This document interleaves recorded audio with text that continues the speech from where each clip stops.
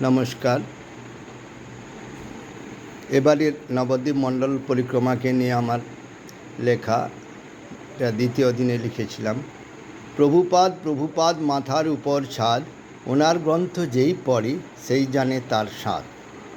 সংসার দাবানল শেথা, যেথায় অনেক জ্বালা, জড়জীবনে শেষ হয় না এ এক যাত্রাপালা। গৌরাঙ্গের কৃপায় সবাই নতুন সুযোগ পেলাম, জড় সংসার ছেড়ে সবাই নবদ্বীপ ধামে এলাম।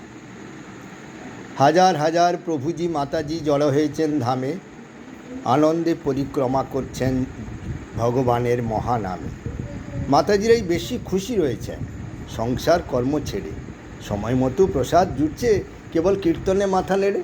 প্রভুরাও একটু আরামে আছেন অফিস কর্ম ছাড়া, পরিক্রমায় নিত্য করছেন কাজে নেই কোনো তাড়া। তৃতীয় দিনে ইস্কন প্রভুরা জন্মদ্বীপের থেকে দেখালেন সারঙ্গ মুরারির শ্রীপাঠ ভক্তদের এনে ডেকে। পরে দেখালেন বৃন্দাবন দাসের সুন্দর জন্মস্থান, ভাগবত মহারাজের ভক্তি কথায় জুড়ালো সবার প্রাণ।